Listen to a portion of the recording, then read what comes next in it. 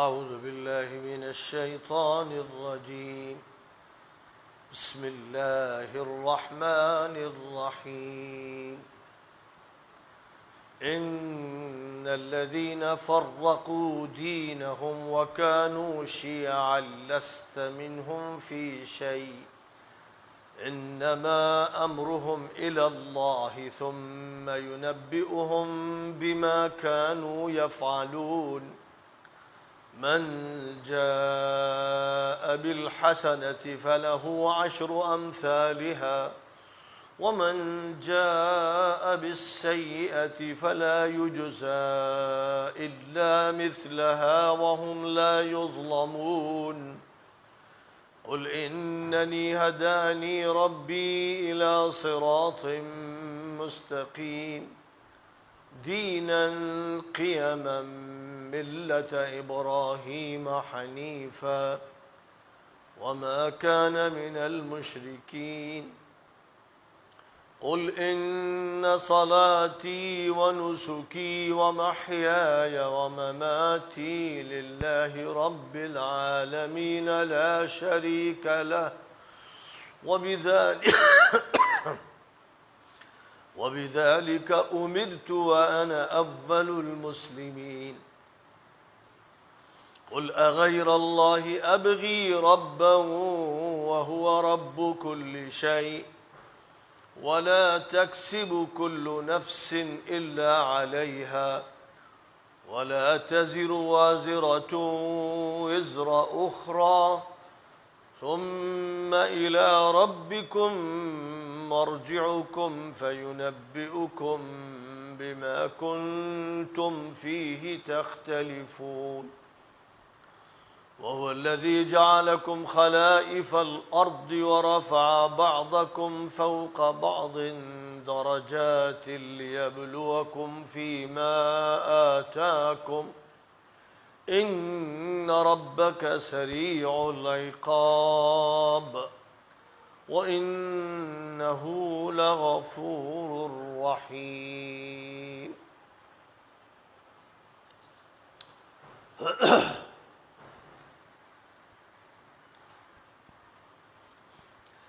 جن لوگوں نے اپنے دین کے حصے بکھرے کر دیے ہیں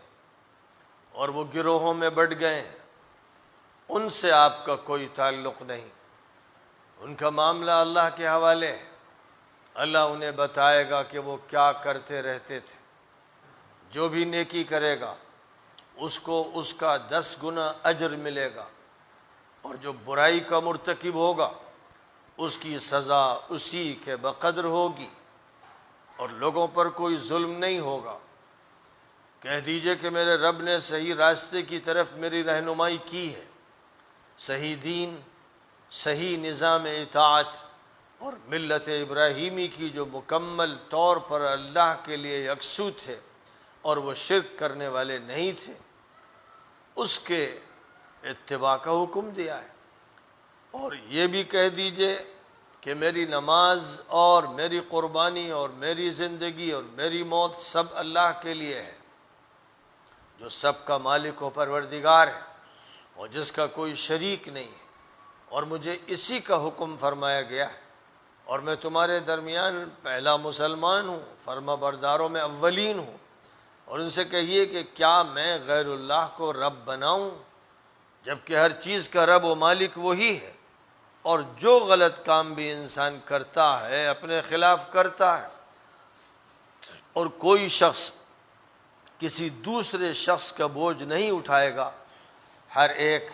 اپنے جرم کا ذمہ دار ہوگا۔ پھر تم سب کو اپنے رب کی طرف پلٹ کر جانا ہے، اور وہ ان تمام چیزوں کے بارے میں بتا دے گا جن میں لوگ اختلافات کر رہے ہیں۔ وہی ہے جس نے تم کو زمین کی مختلف نسلوں کی شکل میں یکے بعد دیگرے اٹھایا، اور تم میں سے کسی کو کسی پر بہت بلند درجات سے نوازا، تاکہ اس نے جو کچھ تمہیں دے رکھا ہے اس میں تمہاری آزمائش کرے۔ بے شک تمہارے رب کے ہاں حساب و کتاب میں دیر نہیں لگتی، اور بے شک وہ مغفرت فرمانے والا اور رحم فرمانے والا ہے۔ سورۃ الانعام کی یہ آخری آیات کریمہ ہے، اور واقعہ یہ ہے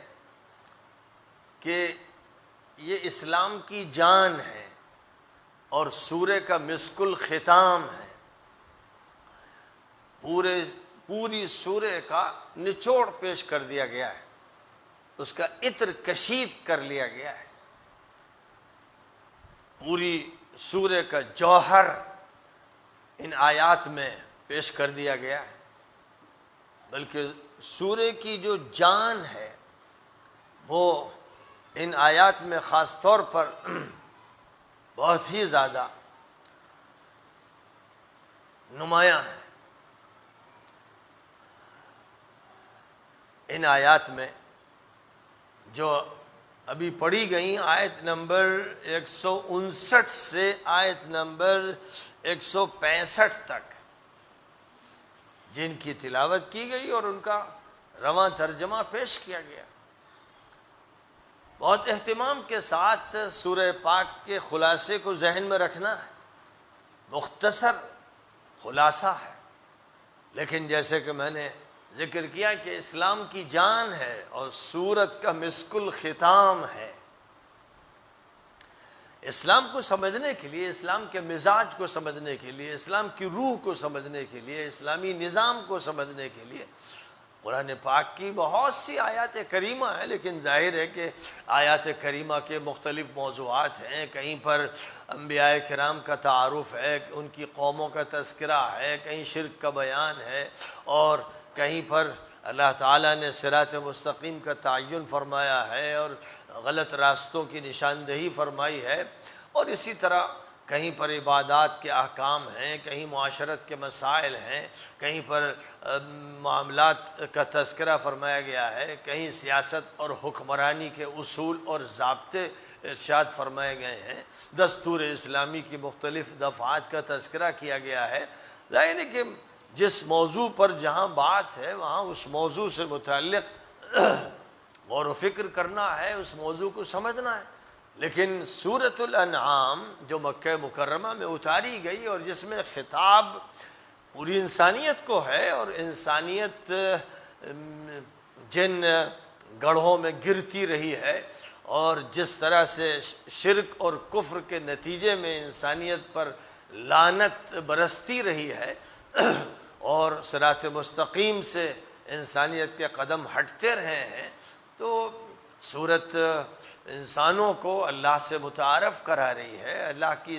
ذات سے، صفات سے، اسماء حسنہ سے ان کو واقف کرانا چاہ رہی ہے، اور اسی کے ساتھ ساتھ اللہ اپنے بندوں سے کیا چاہتا ہے اور بندے گمراہی میں کیوں مبتلا ہوتے ہیں، اور گمراہیوں سے نکلنے کے لیے کیا طریقہ کار اللہ کی طرف سے طے کیا گیا ہے،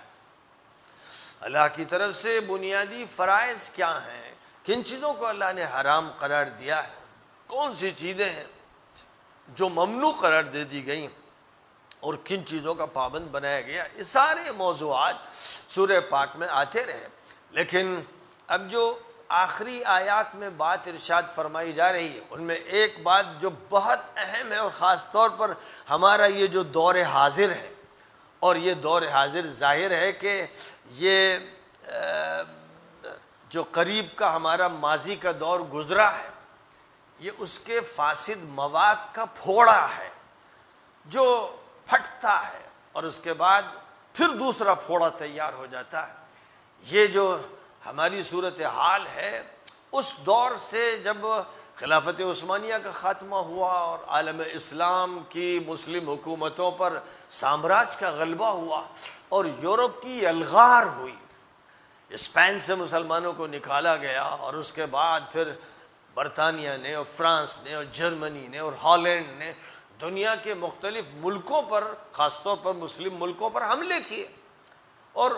ان کی اینٹ سے اینٹ بجا دی۔ مسلم ممالک دھیرے دھیرے پکے پھل کی طرح ان کی گود میں گرتے رہے اور وہ غالب آتے چلے گئے، افریقہ کی شمالی پٹی پر ان کا غلبہ ہوتا چلا گیا، اور اس کے بعد پھر وہ جزیرۃ العرب پہ غالب آ گئے، عراق ان کے ہاتھ میں گیا، شام گیا، فلسطین گیا، مصر گیا، اور بات آگے بڑھتی گئی، ہندوستان ان کے پاس چلا گیا، ملیشیا گیا، انڈونیشیا گیا۔ کون سا ملک ہے جو اپنی آزادی کو برقرار رکھ سکا؟ افغانستان کے بارے میں یہ سوچا جا سکتا تھا کہ وہ اپنی آزادی کو برقرار رکھے گا، لیکن اس کے درمیان قبائلی جنگوں کو بار بار بھڑکایا گیا، اور اسی کے ہاتھوں اس کا خون بہایا گیا، اور پھر اس کے بعد اس کے خلاف ایسی خوفناک قسم کی کارروائیاں کبھی روسیوں نے کی، کبھی امریکیوں نے کی، کہ اینٹ سے اینٹ بجا دی، گاؤں کو اور علاقوں کو ملبے میں تبدیل کر دیا، اور لاکھوں انسانوں کی لاشوں پر ایک پٹھو حکومت قائم کر دی گئی۔ تو افغانستان کے بڑے بہادر اور جیالے بھی نہیں بچے، اور یمن کی جو درگت بنائی جاتی رہی، کبھی وہاں پر کمیونزم کے عناصر غالب آ گئے، اور کبھی کیپیٹلزم کی نمائندگی کرنے والے استبدادی ظالم غالب آ گئے، اور اس کو کبھی شمال و جنوب میں توڑا گیا، جس کا عمل دوبارہ اس وقت ہو رہا ہے۔ اور اس وقت تو یمن ایک ایسا ملک بنا ہوا ہے کہ جو قحط زدہ ہے، بھوک مری کا شکار ہے، جس کے قحط زدہ بچوں کو دیکھیے تو ان کی پسلیاں نمایاں نظر آتی ہیں۔ جو افریقہ کے بعض ملکوں کا حال انگریزوں نے کیا، ظالم طاقتوں نے کیا، وہی صورتحال آج یمن کی ہے، اور پورا عالم اسلام بس واقعہ یہ ہے کہ آپس کی جنگوں میں اور نئی سامراجی طاقتوں کے حملوں میں تباہیوں سے گزر رہا ہے۔ اس کا منظر سوائے اس کے کہ وہاں یا تو خون میں لت پت لاشیں دیکھی جائیں، یا جیلوں میں لوگوں کو سخت ترین ٹارچر میں مبتلا دیکھا جائے، یا لوگوں کو لائنوں میں کھڑا کر کر گولیوں سے اڑانے کے مناظر دیکھے جائیں۔ یہ وہ مناظر ہیں جو اسلام کے چہرے کو اتنا بدنما کرتے ہیں کہ بس سوائے چیچک کے داغ کے اور پھوڑوں اور پھنسیوں کے کچھ نظر نہیں آتا ہے۔ یہ وہ تصویر ہے۔ یہ تصویر کیوں پیدا ہوئی ہے؟ کہاں سے اس کا آغاز ہوا ہے؟ فرمایا جا رہا ہے، خوب سن لو، جنہوں نے اپنے دین کو بانٹا، اس کے حصے بکھرے کیے، اور پھر وہ ٹولیوں میں بٹے، گروہوں میں بٹے، الگ الگ حلقوں میں بکھر کر اور ٹوٹ کر ایک دوسرے پر حملہ آور ہوئے۔ نبی پاک علیہ السلام سے فرمایا جا رہا ہے، آپ کا ان سے کوئی تعلق نہیں ہے۔ کتنے ہی خوبصورت نام وہ اپنے رکھے ہیں، سوائے دھوکے کے اور کچھ نہیں۔ دھوکے، ایک دوسرے پر الزام تراشی، اور ایک دوسرے کے خون کے پیاسے، اور ایک دوسرے کو قتل کرنے کے در پہ۔ نبی صلی اللہ علیہ وسلم نے یہ بات ارشاد فرمائی تھی کہ میرے بعد تم لوگ اپنے الٹے پاؤں مت پھرنا اور ایک دوسرے کو قتل مت کرنا۔ لیکن نبی صلی اللہ علیہ وسلم کی یہ ہدایت قبول نہیں کی گئی، اور اللہ تعالی نے فرمایا تھا وَلَا تَكُونُوا كَالَّذِينَ تَفَرَّقُوا وَاخْتَلَفُوا مِن بَعْدِ مَا جَاءَتْهُمُ الْبَيِّنَاتُ، ان لوگوں کی طرح مت بننا جنہوں نے تفریقے پیدا کیے، جھگڑے کیے، اختلافات کیے، بکھر گئے، ٹوٹ گئے، حلقوں میں گروہوں میں بٹ گئے۔ ایسے لوگوں کے سامنے دلائل آ چکے تھے، اب صرف سنگین عذاب ان کا انتظار کر رہا ہے۔ فرمایا تھا کہ وَاعْتَصِمُوا بِحَبْلِ اللَّهِ جَمِيعًا وَلَا تَفَرَّقُوا، اللہ کی رسی کو مضبوطی سے مل کر تھام لو، اور کرو، ٹولیوں میں مت بٹو، گروہوں میں مت بٹو، الگ الگ مت ہو۔ فرمایا تھا وَلَا تَنَازَعُوا فَتَفْشَلُوا وَتَذْهَبَ رِيحُكُمْ، آپس میں نزاع مت کرو، جھگڑے مت پیدا کرو، ورنہ تم نامراد ہو جاؤ گے، ناکام ہو جاؤ گے، پسپا ہو جاؤ گے، ذلیل ہو جاؤ گے، تمہاری ہوا اکھڑ جائے گی۔ سب کچھ اللہ نے کہا، بار بار کہا، اور نبی صلی اللہ علیہ وسلم نے بار بار مسلمانوں کو تعلیم دی، اخوت کی، بھائی چارے کی، محبت کی، تعاون کی، ایک دوسرے کی مدد کی، اور یہ کہ کوئی کسی پر ظلم نہ کرے۔ بے شمار حدیثوں میں آپ نے ان کی تعلیمات دیں اور ان پر عمل کر کے دکھایا، نمونہ پیش کیا۔ لیکن آپ کی امت انہی گمراہیوں میں مبتلا ہوئی جن گمراہیوں میں یہودی مبتلا ہوئے تھے، عیسائی مبتلا ہوئے تھے، اور حضرت ابراہیم و اسماعیل کی اولاد بعد کے دور میں مبتلا ہوئی تھی، اور پھر شرک میں ملوث ہوئی اور کفر کا ارتکاب کیا اور ہر ظلم کو روا رکھا۔ یہ جس طرح ماضی میں ہوتا رہا، یہی عمل اس امت نے دہرایا، جس کے نتیجے میں آج اس کی جو ذلت و رسوائی ہے اس کا بنیادی سبب آپس کا تفرقہ ہے۔ امت کو ایک بنایا گیا ہے، یہ امت واحدہ ہے، اس کی وحدت میں اس کی قوت پوشیدہ ہے۔ وَأَنَّ هَذِهِ أُمَّتُكُمْ أُمَّةً وَاحِدَةً، یہ تمہاری امت ایک امت ہے۔ اور ایک امت یہ کیسے ہوگی، اس معاملے میں اصولی طور پر یہ بات بتا دی گئی کہ من صلی صلاتنا واستقبل قبلتنا واکل ذبیحتنا فذلك هو المسلم الذي لا تغفر الله في ذمته، جو ہماری طرح نماز پڑھتا ہے جیسے ہم نماز پڑھتے ہیں، اور ہمارے قبلے کی طرف رخ کرتا ہے اور ہمارا ذبیحہ کھاتا ہے، بس وہ مسلمان ہے۔ اس کے ساتھ بد عہدی مت کرنا۔ اور کہیں فرمایا کہ من قال لا الہ الا اللہ دخل الجنہ، جس نے بھی لا الہ الا اللہ کہا وہ جنت میں جائے گا۔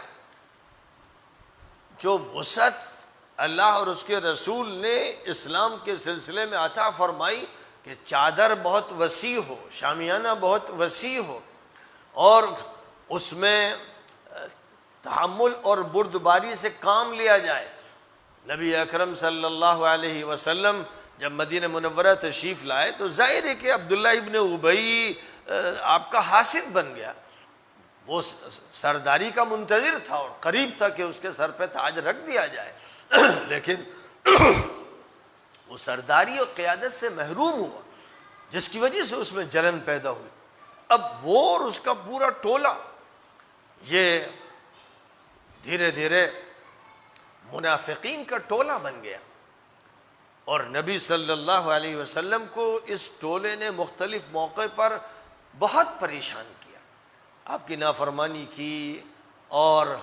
کبھی دوسروں کے لیے سراغ رسانی کی، اور مجلس میں کبھی بے دلی کا اظہار کیا، نمازوں کی پابندی نہیں کی، اور اسی طرح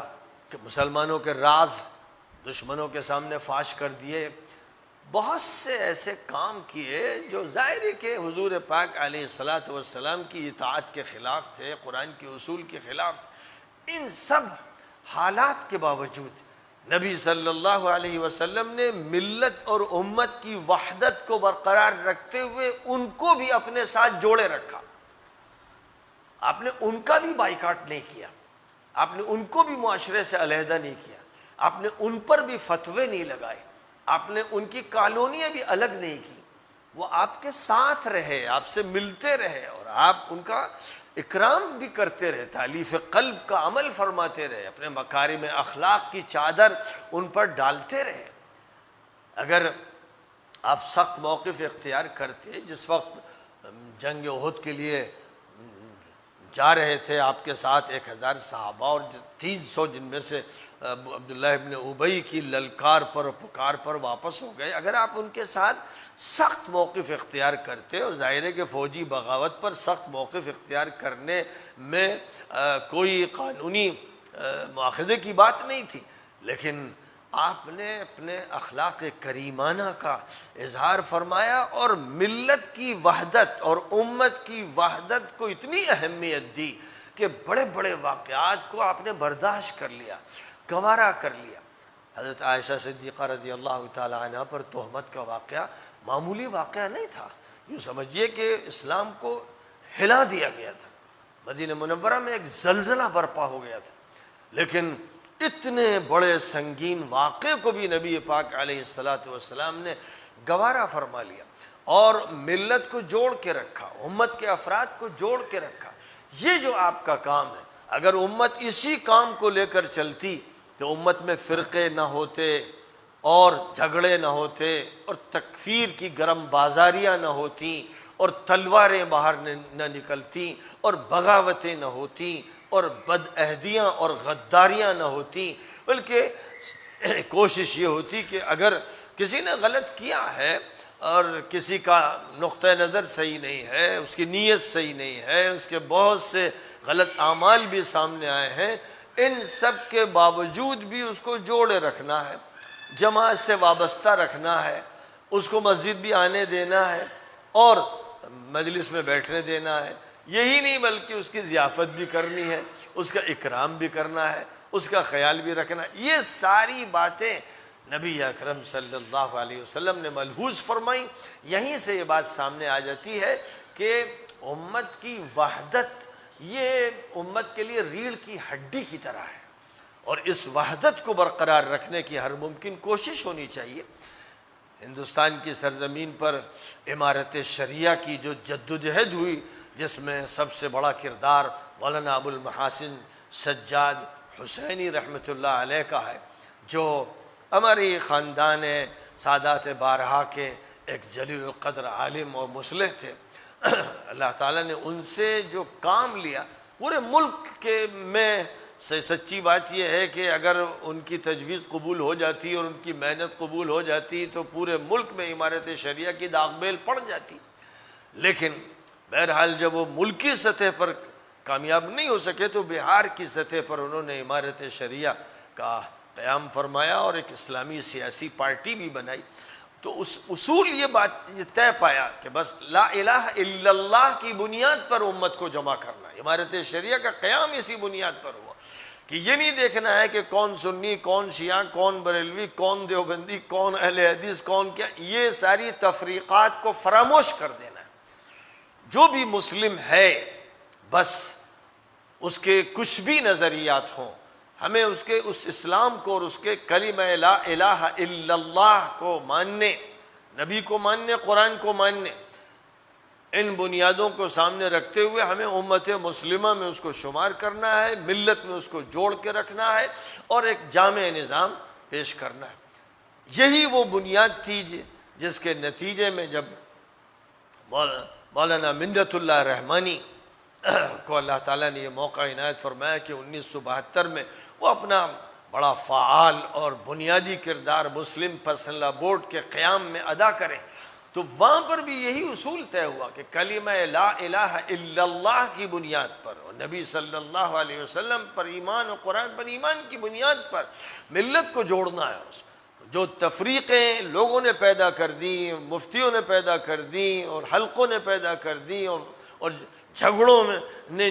شدت جن میں پیدا کی، ہمیں ان سب کو بالائے طاق رکھ دینا ہے۔ لہذا بمبئی میں جو اجلاس ہوا تو اس میں سنی بھی اور شیعہ بھی اور بریلوی بھی اور دیوبندی بھی اور مہدوی بھی اور بوہرے بھی، جتنے بھی اپنے کو مسلم کہتے ہیں ان سب کو شامل کیا گیا۔ یہ ہے وہ وسعت جس کی ملت کو ضرورت ہے، اور جہاں اس وسعت کے ساتھ عمل ہوگا وہاں اس ملت کی وحدت باقی رہ سکے گی، امت متحد رہ سکے گی، اور جہاں کھود کرید کی جائے گی اور میخ نکالی جائے گی اور انگلیاں گھسیڑی جائیں گی اور اندر سے چیزیں نکال کر فتوے بازی کی جائے گی اور ٹھس دماغ اور گٹھل قسم کے لوگ غالب آ جائیں گے اور ان کے دماغوں پر فتویٰ سوار ہوگا، جیسے وہ عدالت لگائے بیٹھے ہیں، ان کو کسی نے قاضی یا جج بنایا ہے، وہ یہ کردار ادا کریں گے کہ گویا مقدمے ان کی عدالت میں لائے جا رہے ہیں اور وہ فیصلے فرما رہے ہیں۔ جب یہ ہوگا تو امت میں ایسی ٹوٹ پھوٹ مچے گی کہ بات صرف جھگڑے تک نہیں رہے گی، تو میں تک نہیں رہے گی، پھر اس کے بعد گریبان پکڑے جائیں گے، گلوں پہ ہاتھ ڈالا جائے گا، پھر بات تلوار تک پہنچے گی، بندوق تک پہنچے گی، اور اس کے بعد صرف مقدمات کورٹ میں نہیں رہیں گے بلکہ جیلوں میں اذیتوں سے گزرنا پڑے گا اور قبرستانوں میں جا کر دفن ہونا پڑے گا، جو نظر آ رہا ہے۔ پورے عالم اسلام میں جو منظر سب کو دکھ رہا ہے اور اس کے باوجود کچھ ایسے ہی امت میں تفرقہ پیدا کرنے والے مجرم اپنا کام کر رہے ہیں اور اپنی شدت کی لاٹھی لے کر یہ سمجھ رہے ہیں کہ شاید وہ جن کو لے کر چل رہے ہیں وہ بھینسیں ہیں، وہ بیل ہیں، وہ انسان نہیں ہیں۔ تو وہ بھینسوں کے چرواہے امت کے لیڈر بن گئے ہیں، بیلوں اور سانڈوں کے چرانے والے اس امت پر مسلط کر دیے گئے ہیں، جنہوں نے اس امت کو توڑنے کا ٹھیکہ لے رکھا ہے۔ ضرورت اس بات کی تھی اور ہے کہ نبی اکرم صلی اللہ علیہ وسلم نے ہمیں جو مدینہ منورہ کی سوسائٹی میں، وہاں کے ماحول میں وسعت عطا فرمائی، اور آپ نے رئیس المنافقین عبداللہ ابن ابی کو بھی جس طرح سے اپنے ساتھ جوڑے رکھا اور وقتاً فوقتاً اکرام فرمایا اور سفروں میں بھی ساتھ لے جانے کا فیصلہ فرمایا، یہ سب جو آپ کا عمل رہا وہ اسی لیے کہ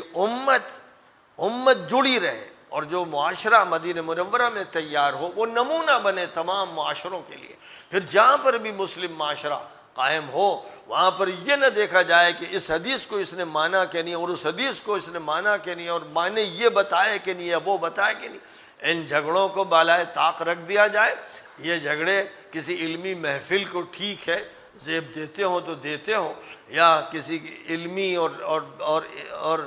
مدلل کتاب کے لیے مناسب ہو تو مناسب ہو، معاشرے میں یہ مناسب نہیں ہے۔ اس لیے ضرورت ہے کہ معاشرے میں صرف قرآن پاک کو پیش کیا جائے اور نبی صلی اللہ علیہ وسلم کی احادیث سے متعارف کرایا جائے،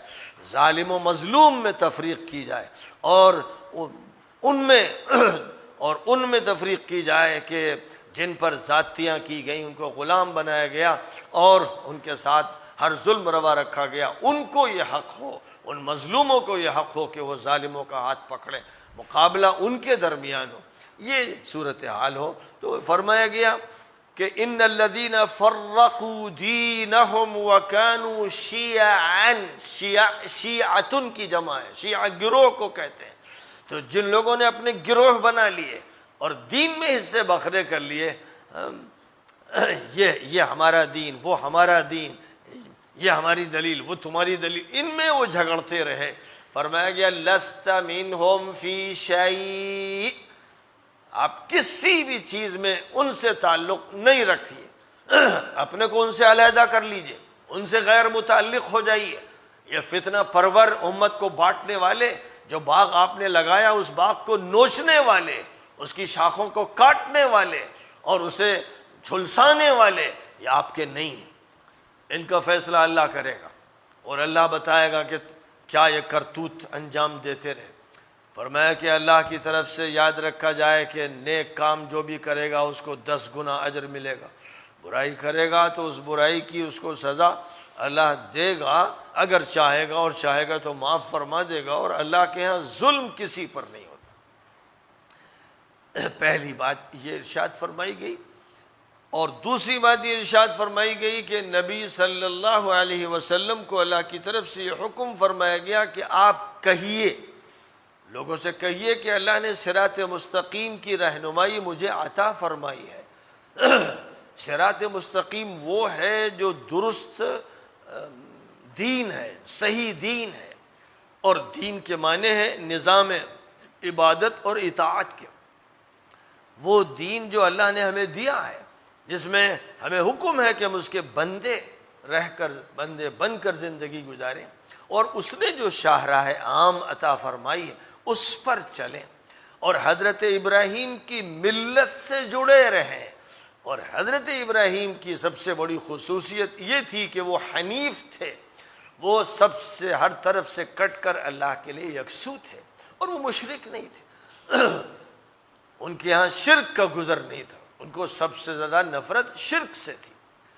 تو حضرت ابراہیم کی ملت سے اور حضرت محمد صلی اللہ علیہ وسلم کی شریعت سے اپنے کو جوڑے رکھا جائے، اور صراط مستقیم پر گامزن رہنے کا فیصلہ کیا جائے، اور صراط مستقیم یہ سمجھا جائے کہ صراط مستقیم بہت چوڑا راستہ ہے، یہ پتلی گلی نہیں ہے جس میں ایک ہی فرقے کے لوگ جائیں گے۔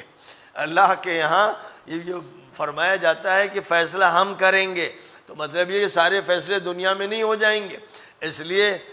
جس کا جو خیال ہو اپنے اس خیال کے مطابق وہ عمل کرتا رہے اور ہدایت کی کوشش میں لگا رہے اور ہدایت کی دعا مانگتا رہے۔ اور مسلمانوں کا کام نبی پاک علیہ السلام کے اتباع میں اور اقتداء میں یہ ہے کہ وہ مسلمانوں کو، تمام حلقوں کو، تمام خاندانوں کو، تمام قبیلوں کو جوڑے رکھیں، اور جوڑنے کے لیے اس نقطۂ اتفاق کو سامنے رکھیں کہ جو سب کو جوڑ لے،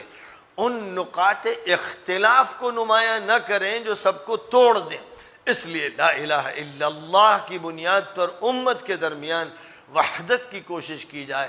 اور امت کو ایک پلیٹ فارم پر اکٹھا کیا جائے۔ امت کا جب لفظ بولا جائے گا تو اس میں فرقے نہیں ہوں گے۔ نبی کے دور میں فرقے نہیں تھے، جو اختلافات قبائلی تھے وہ آپ نے ختم کر دیے تھے، اب امت ایک تھی، تو جیسی امت چھوڑ کے آپ گئے تھے اسی امت کو دوبارہ واپس لانا ہے اور امت مسلمہ کو اسی دور کی طرف بلانا ہے،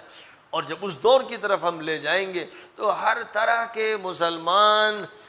جن کا عمل کم ہوگا یا زیادہ ہوگا، جو نیک ہوں گے اور نیک نہیں ہوں گے، جو منافق ہوں گے غیر منافق ہوں گے، ان سب کو بھی جوڑ کے رکھا جائے گا،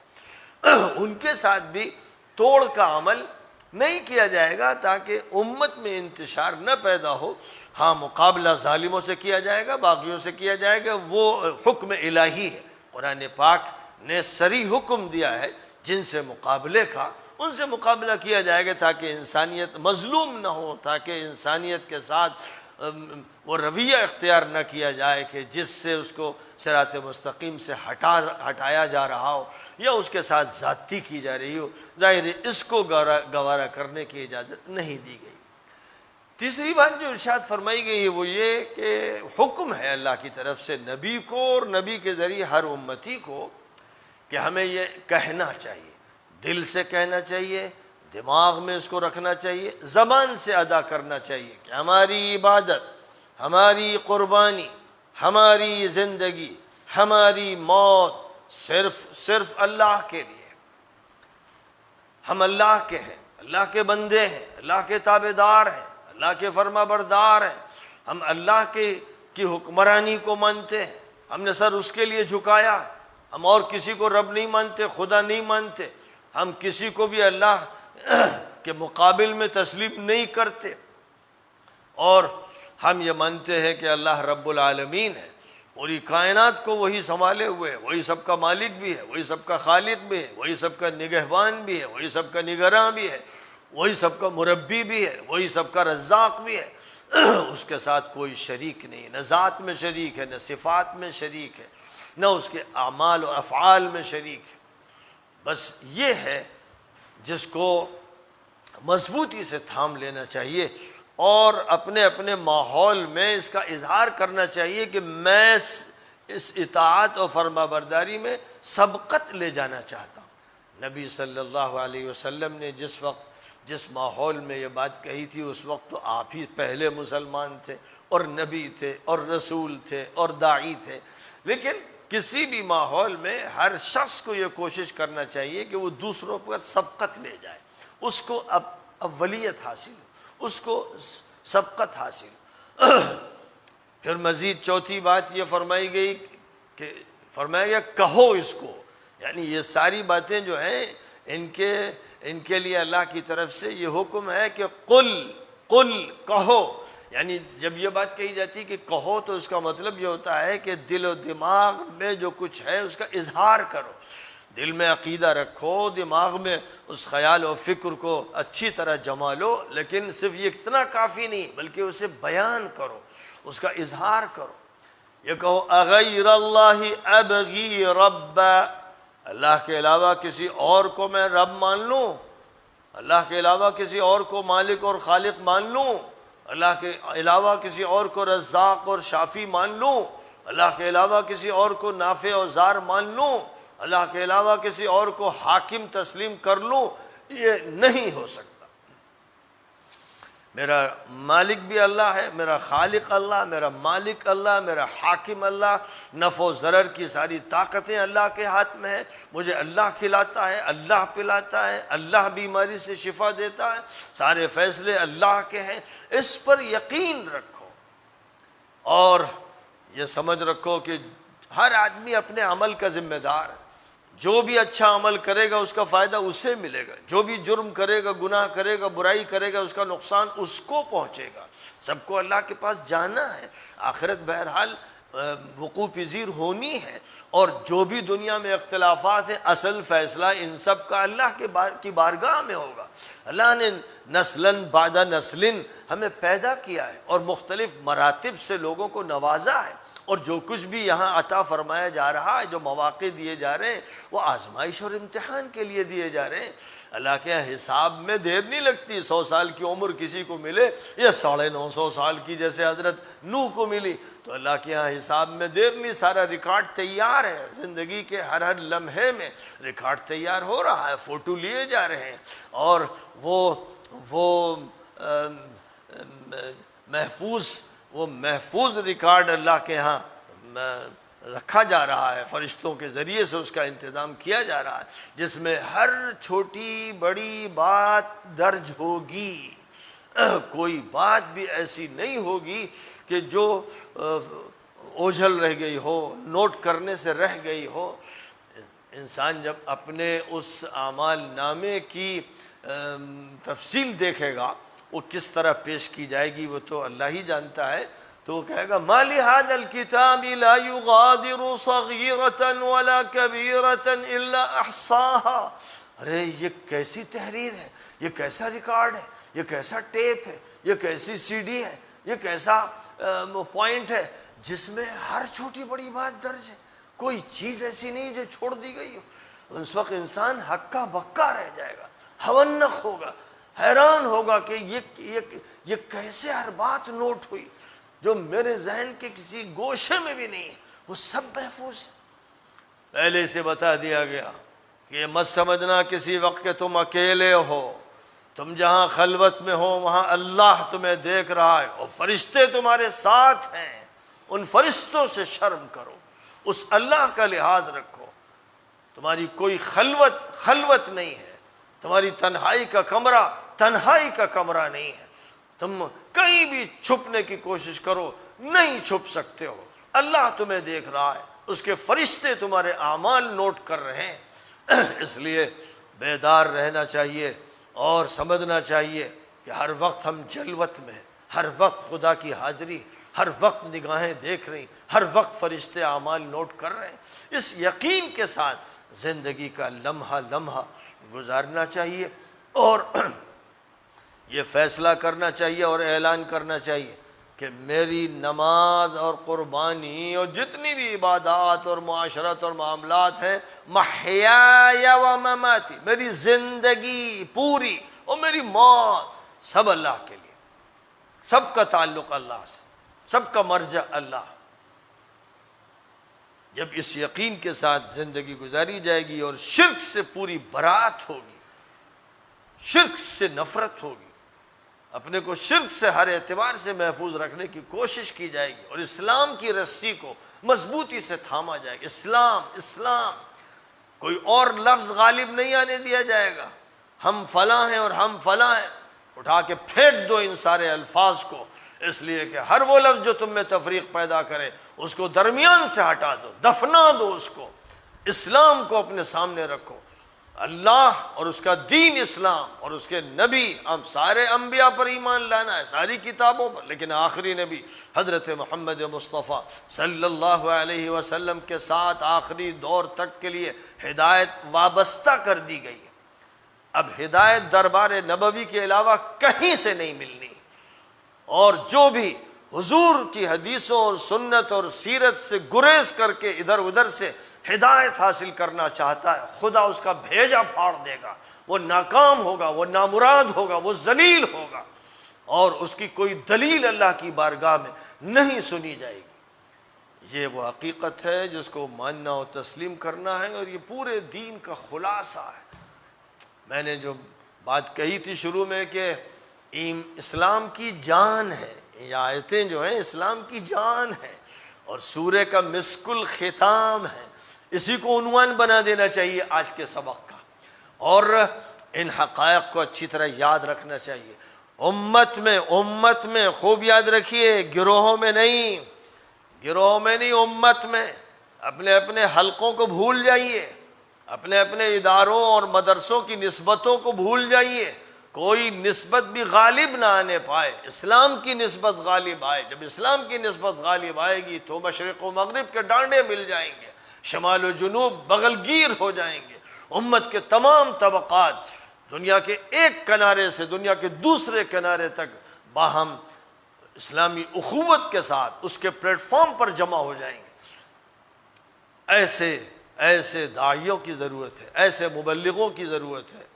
ایسے علماء کی ضرورت ہے، ایسے مصلحین کی ضرورت ہے جو نبی اکرم صلی اللہ علیہ وسلم کے ماحول کی طرف لے جائیں۔ صرف حدیثیں مت پکڑیں کہ حدیث میں یہ آیا اور اس کی بنیاد پر تفریق پیدا کریں۔ دیکھیں کہ نبی جو حدیث بیان کر رہے ہیں اس کا مقصد کیا ہے، اور خود آپ مدینہ منورہ میں کیا کر رہے ہیں،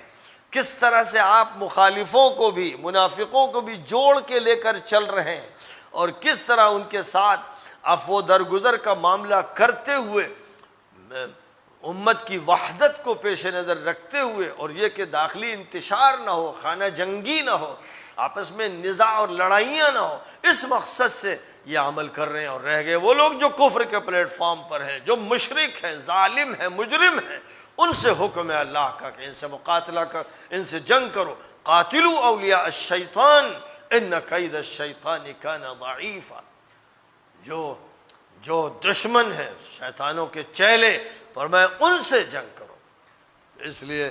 اب اس آیت کریمہ کو کوئی شخص اس طرح بھی منطبق کر سکتا ہے کہ ہمارے درمیان جو ہم سے متفق نہیں ہیں وہ اولیاء الشیطان ہیں، اور جس حلقے اور جس طبقے کے بارے میں چاہیں گے اولیاء الشیطان ان کو کہہ دیں گے، اور جب کہہ دیں گے تو ظاہر ہے کہ ان سے لڑیں گے۔ تو اب مجھے بتایا جائے کہ حضور اکرم صلی اللہ علیہ وسلم نے کیا مدینہ منورہ میں ان لوگوں کے ساتھ جنہوں نے آپ کے گھر پر الزام لگایا اور جنہوں نے آپ کے خلاف ہر طرح کی سازشیں کی، اور وہ چونکہ مسلمان شمار ہوتے رہے اور آپ نے کبھی انہیں کافر نہیں کہا اور آپ نے ان کو جوڑ کے رکھا، ایسے لوگوں کے ساتھ جو رویہ آپ نے اختیار فرمایا اپنی پوری مدنی زندگی میں، وہ اس رویے میں کیا مصیبت آ گئی ہے؟ کیا نبی پاک علیہ السلام پر بھی اعتراض ہو سکے گا کہ آپ نے یہ عمل صحیح نہیں کیا، قرآن کی مخالفت کی آپ نے اور اپنی حدیثوں کی مخالفت کی، نعوذ باللہ؟ کیا نبی پر بھی فتوے ٹھوکے جائیں گے؟ نبی نے اپنے دور میں جو عمل کیا اور پھر اس کے بعد جو بیرونی طاقتیں تھیں منکرانہ، ملحدانہ، مشرکانہ، کافرانہ، ظالمانہ، ان کے ساتھ جو آپ نے عمل کیا وہ سب ہمارے سامنے ہے، سیرت کھلی کتاب کی طرح ہمارے سامنے۔ آئندہ کے بارے میں جو پیشین گوئیاں فرمائیں اور جو موقف ذکر کیا کہ ایسا کرنا، ایسا کرنا، ایسا سمجھنا، وہ بھی بالکل واضح اور قطعی ہے، اس کے مطابق عمل ہونے کی ضرورت ہے۔ اور اسی کے مطابق واقعہ یہ ہے کہ جو آپ کے نمائندہ تھے اور آپ کے ترجمان تھے انہوں نے اس پر عمل کیا۔ اللہ تعالیٰ دین کی سمجھ بھی ہمیں عطا فرمائے اور ملت کی وحدت کی توفیق نصیب فرمائے، اور امت میں فرقہ واریت کی ہر بات سے ہمیں محفوظ فرمائے، اور ان لوگوں میں شامل ہونے سے بچائے جن کے بارے میں سخت وعید ہے کہ جو لوگ فرقوں میں بانٹتے ہیں ان کے لیے سنگین عذاب تیار ہے۔ وآخر دعوانا ان الحمد للہ رب العالمین۔